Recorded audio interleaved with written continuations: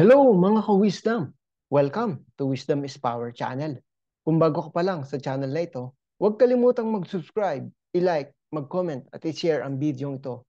I-click mo na rin ang notification bell to receive more wisdom videos na katulad nito. Salamat! Ngayon pag-uusapan natin ang impedance of a series RLC circuit. So, i-define muna natin ang impedance. It is the opposition to the flow of current from the combined effects of ohmic resistance and reactance. It is denoted by the symbol Z, and the unit of measurement is ohms. So, ang impedance, pwede natin siyang isulat in two forms. Yung tinatawag nating complex or rectangular form, and the other one is the phasor or the polar form. Dito sa complex form, the Z is equals to R plus or minus JX. So, yung ating Z is the impedance.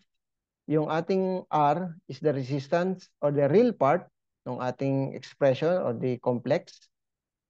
Then plus or minus JX, where X is the reactance. So, alam natin na meron tayong dalawang klase ng reactance, the inductive reactance and capacitive reactance. Kung gagamitin natin yung addition operator, so ang impedance natin should be R plus JX sub L. So, ibig sabihin, kasama yung inductive reactance kung addition ng ating operator. Kung mag-subtract naman tayo, Z is equals to R minus JX sub C, or the capacitive reactance naman ang gagamitin natin kung subtraction ng ating gagamitin na operator.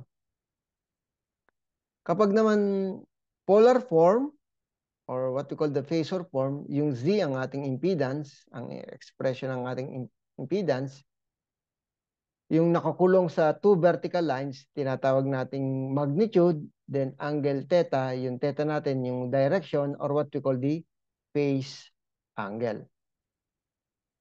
So, wag natin kalilimutan na kapag pure resistive, the impedance is equals to the resistance angle 0 degrees. Kapag naman pure inductive, the impedance is equals to the inductive reactance angle 90 degrees. Kapag naman pure capacitive, the impedance is equals to capacitive reactance angle negative 90 degrees. So, wag natin itong kalilimutan. So, i-define uli natin yung RLC circuits. It is a circuit having a combination of resistors, inductors, and capacitors, and is usually driven by a voltage or current source. So, ang RLC na circuits natin, pwede natin siyang i-connect o i-arrange in series. At tinatawag nating series RLC, pwede rin natin siyang i-arrange sa parallel RLC or combination ng series and parallel RLC. So, dito muna tayo sa series RLC. So, ang mga formulas or equation natin gagamitin.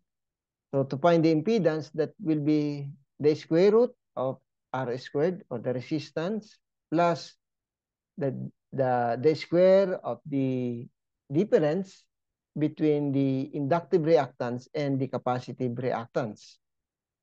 In complex form, Z is equals to R plus J X sub L, or the inductive reactance, minus J X sub C, or the capacitive reactance. So this will be our equation for the impedance in complex form. While in polar form, Z is equals to the absolute value or the magnitude of the impedance angle theta. So for the total reactance, that will be equals to inductive reactance minus the capacitive reactance. And for the phase angle, that will be equals to tangent raised to -1, total reactance divided by the resistance. And for the voltage, that will be the square of the voltage of the resistance plus the square of the difference between the voltage in the inductor minus the voltage across the capacitor.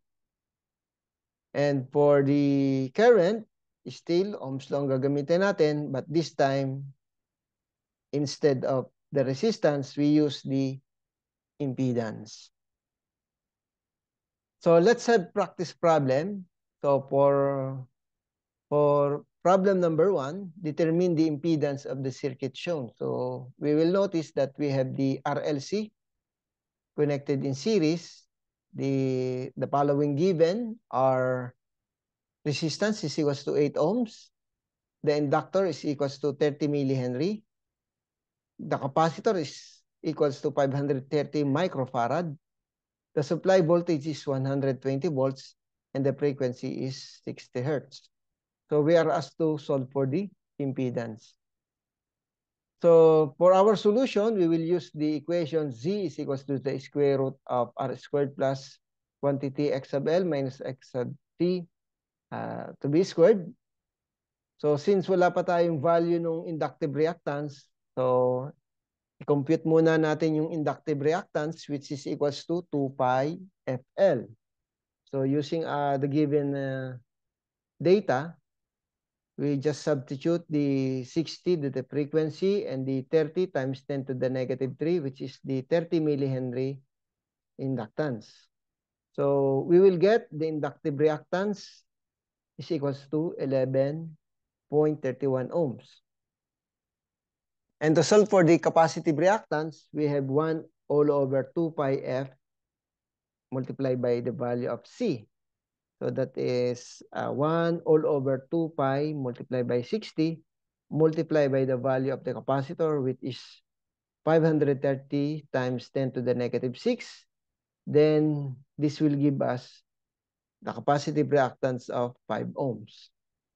So since meron na tayong value ng inductive reactance at meron na rin tayong value ng capacitive reactance, pwede na natin siyang isubstitute dito sa ating equation. So the resistance is equals to 8 squared.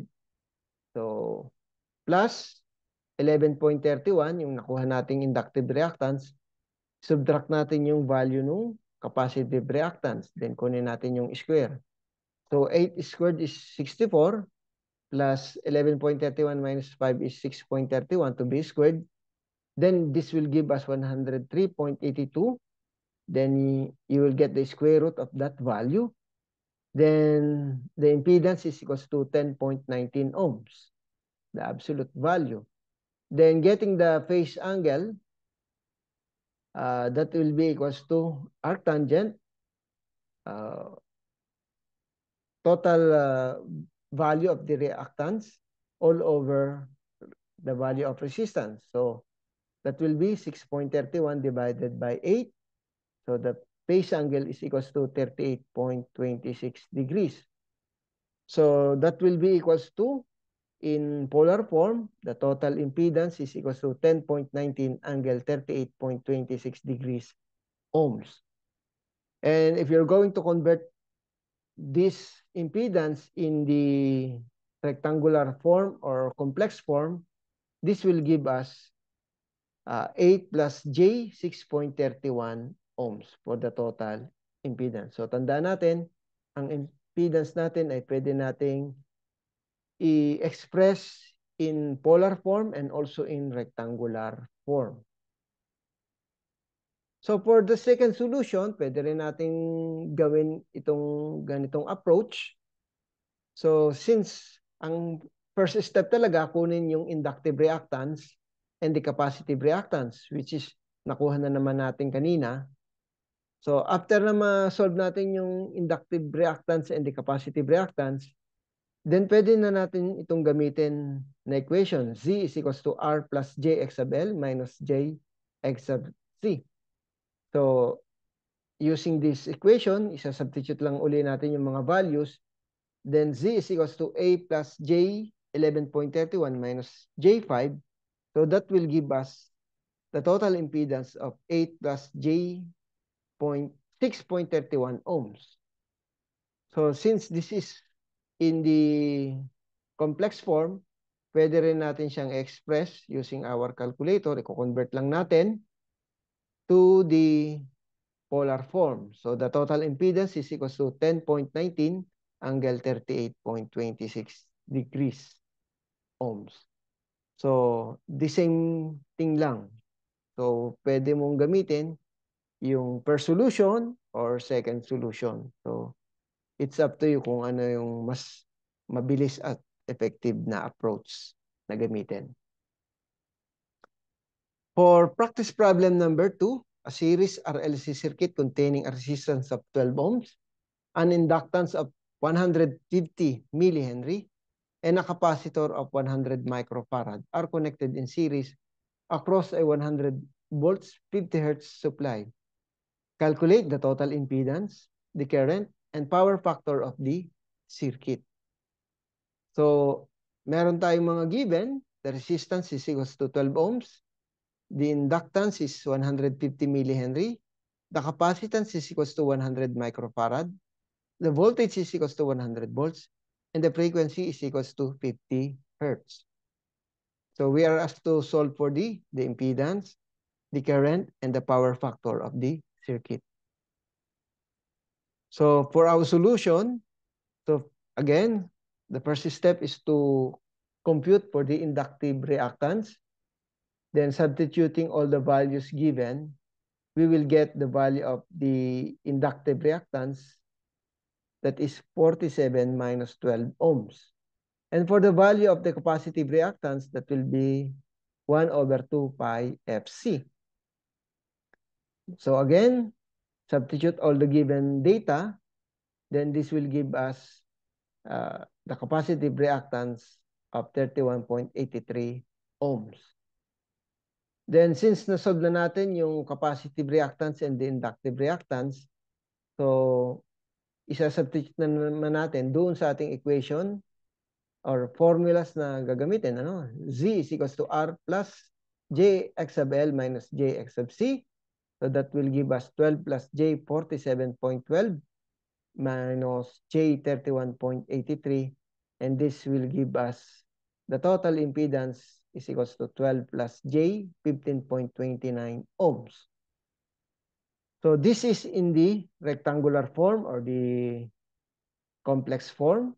So i-convert natin siya sa polar form.